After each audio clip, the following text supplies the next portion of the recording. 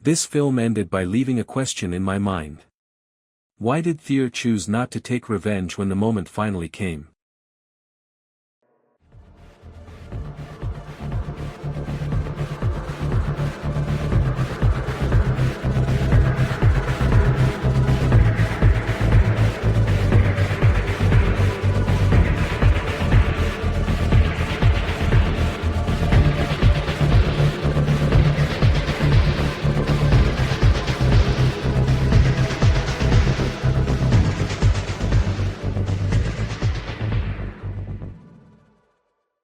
Hello, and welcome to another film and another perspective on division. Today's film was released in 1917, when World War I was slowly approaching its end. Before we begin, I want to mention something important. This period coincided with the Great Famine in Iran.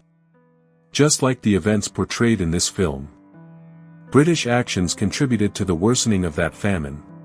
The result was the death of 8 to 10 million people.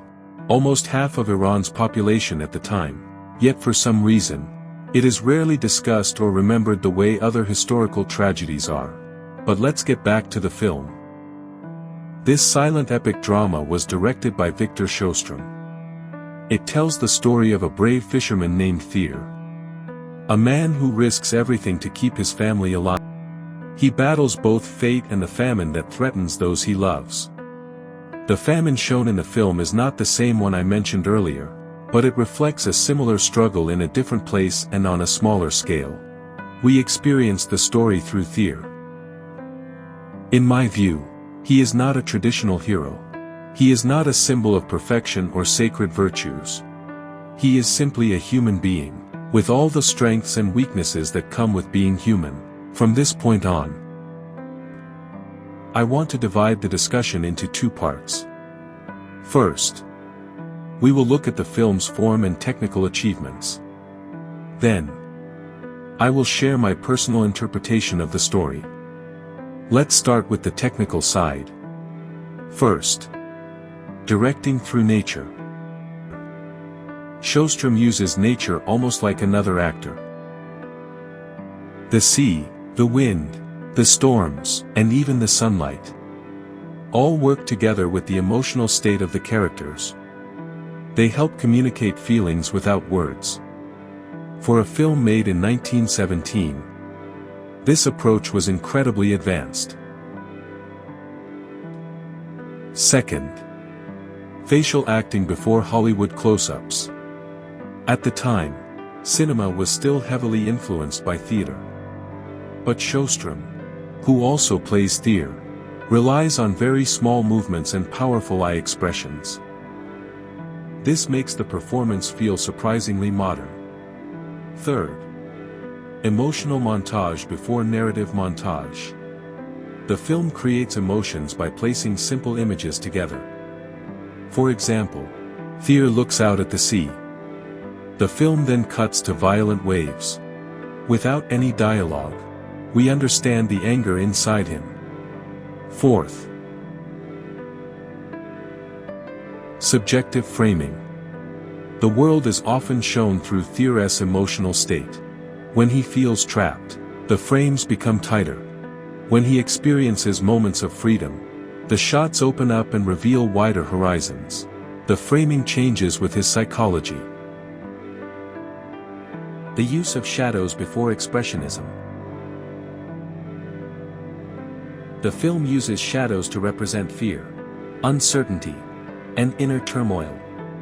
What's remarkable is that this was done 3 years before the cabinet of Dr. Caligari, even before German Expressionism became a recognized movement. Sjöström was already exploring similar visual ideas.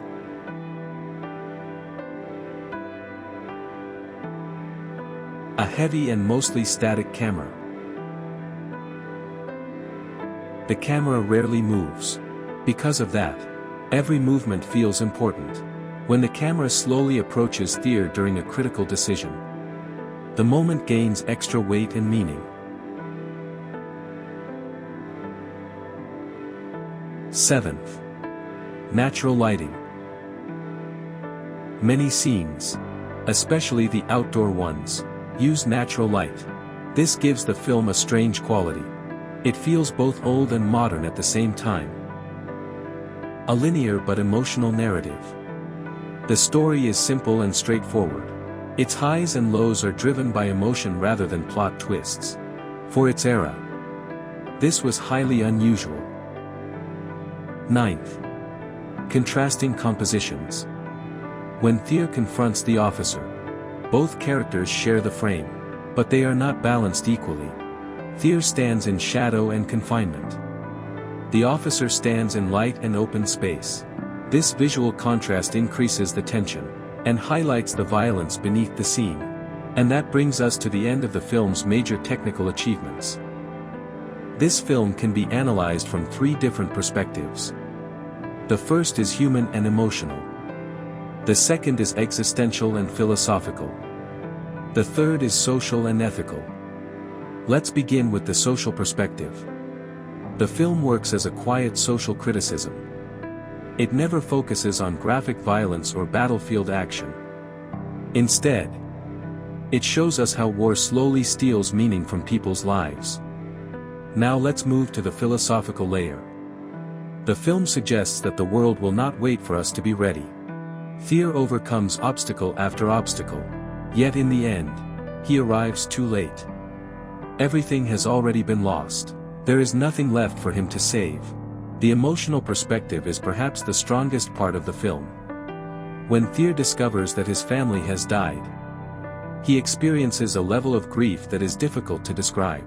At that moment, the audience feels that all of his effort, all of his struggle, has suddenly become meaningless.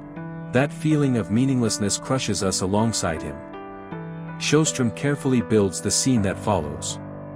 When Thea finally faces the British officer, the audience thinks the story is over. This is the moment. This is where revenge happens. This is where all the pain is paid back.